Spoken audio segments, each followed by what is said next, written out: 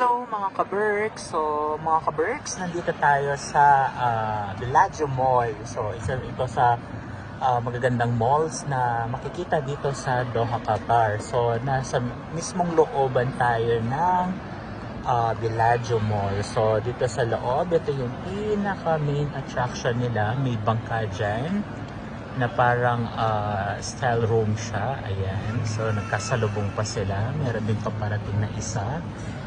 Ayan, napakahaba nito. Ayan, hanggang dun siya sa dulo. Ayan, so kung sinong gustong maka-experience ng nasa Rome, Italy, ayan, dito lang yan sa loob ng mall. Napakalamig ng panahon, napakaganda, puro nasa paligid mo is puro malls. Ayan, puro mga department store na mga. So guys, ingat po kayo lagi.